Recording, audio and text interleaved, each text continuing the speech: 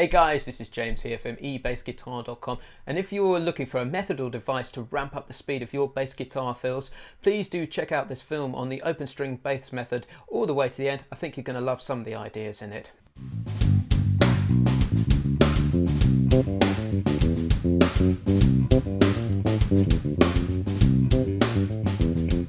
So the ideas for this lesson came from a question from Patrick Foreman, who asked me to take apart some of the bass lines that I use in intro music to this video.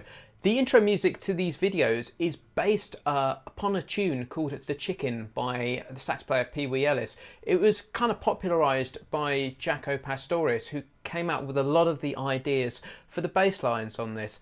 And I was looking at the material there and I was thinking, well, what am I playing here? And I realised that there was a major influence in my playing where this came from. And it was from a bass player, a guy called Steve Price. He works on The Lion King in the West End. He's a really, really phenomenal bass player. And I was learning the show a few years back, and we get given tapes of the show to learn. And I heard this line, I was like, what on earth is that? And off the back of this, I developed this idea called the open string bounce method, which I'm going to show you today. So this is a bass line which essentially uses some cunning little open strings to sort of ramp up the speed a little bit. I'm going to play it to you so you can hear how it sounds first of all.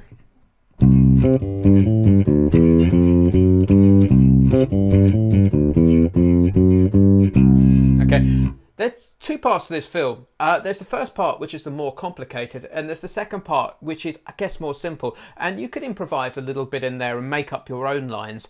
But I'm going to take you through these ideas because there's some really carefully placed open strings. If you look at the music below, I've marked these with a little zero above there. There's also another concept that I want to show you, and that when you're learning lines like this is you always want to aim for the strong beats. So the notes which are on the beat, bong, ga, ga, dom, like so.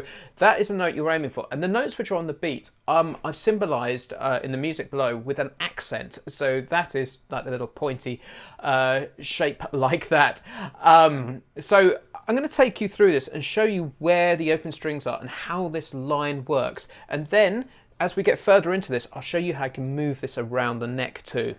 So I'm going to show you the first 4 notes of this, which is, so this is 8th note and 2 16th notes.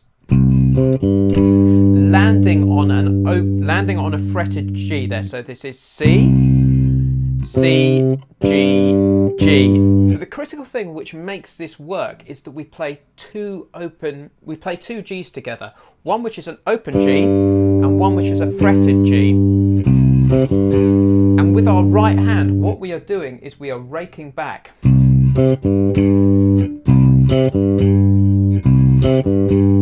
So going back to that idea of always aiming for the note. So if this is the pulse, I'm going to put a metronome on here so you can hear that.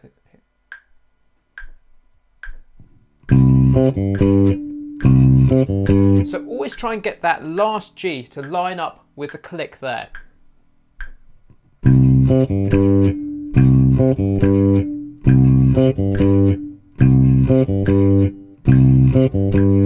So take that apart once more.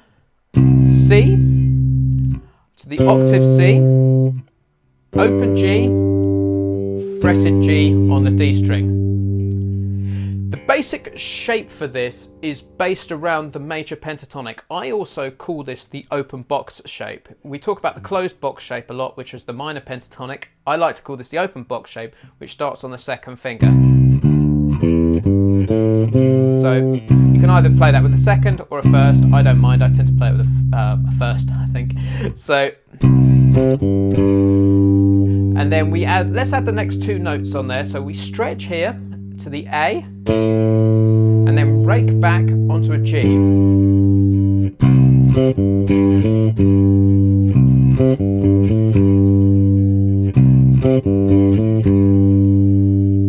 So C, octave C, G, fretted G, A on the G string, and then back to that fretted G on the D string. So let's put this together.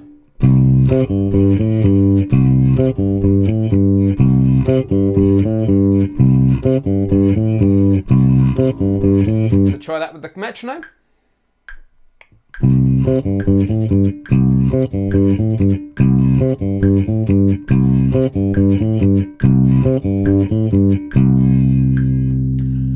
we're going to add in 2 more notes now, and this is an open D and an E on the end.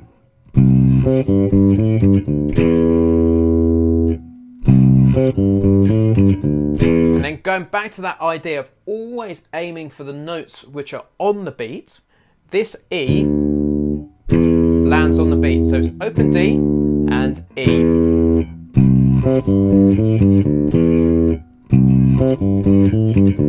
So I'll show you with the metronome and you can hear how that E now lands on the beat.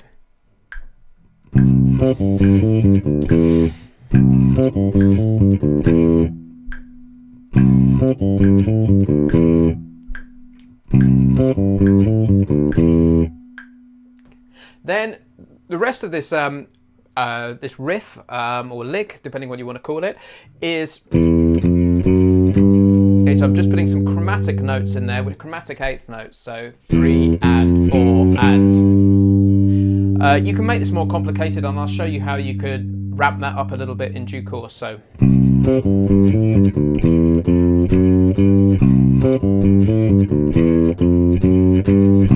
Now, the clever thing which makes this lick work is that we have some carefully placed open strings, but it also enables us to rake back here. So raking, if you're not 100% sure with that, is where we play one note there, and then when you pull it back into the string, you're then ready to take the next note like that.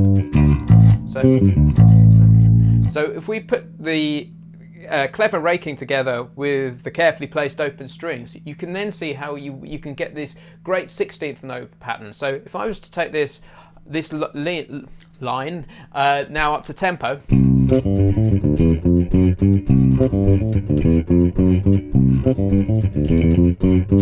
you then start to get something which sounds pretty impressive, but it's actually, the foundation of it underneath is actually quite straightforward.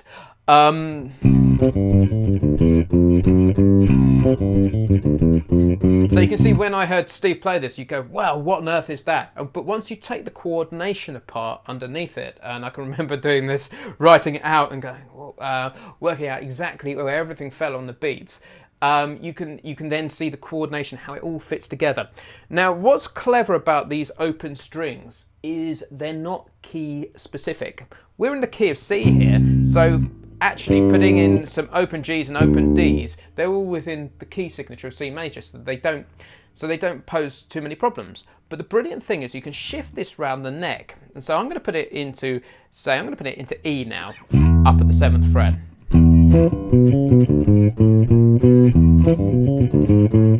And as you can hear, it works just as well there, because what happens is these open strings start becoming more percussive sounds, because we have all the strong notes covered on the strong beats, particularly E on all that great harmony coming from like E major. The ear doesn't notice that you've got lots of conflicting notes in there because you're actually playing them so fast. And this is a device that we can utilize anywhere across the neck, which is the exciting thing. So this isn't, we're just not stuck in C major. So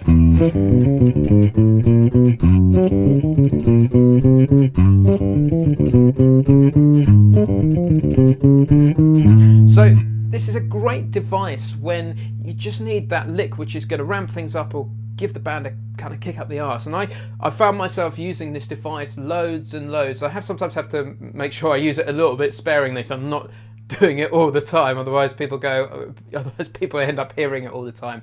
But it's such a great lick, and it really is the foundational ideas that that Jaco used in there. And you can hear other bass players, Norman Watright from the Blockheads, for instance, uses these ideas all the time. So you'll hear them all over the place. But I was going back, and you can, as I said, this is sort of a riff that's in 2 parts.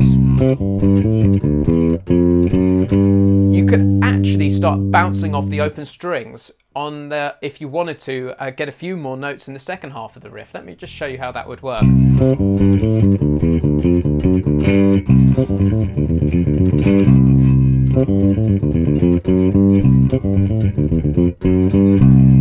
So you can utilize this device there. Let's see if it works in another key. Okay, so it works brilliantly when you shift it around, because the ear just doesn't actually, for some reason, doesn't register the harmony of, I guess, the open D, the potential clashes which are in there, because the notes turn into this percussive effect, which is really cool. And we can use this so much as bass players, bouncing off open strings, if you want to get a bit more flavour and a bit more punch into your lines.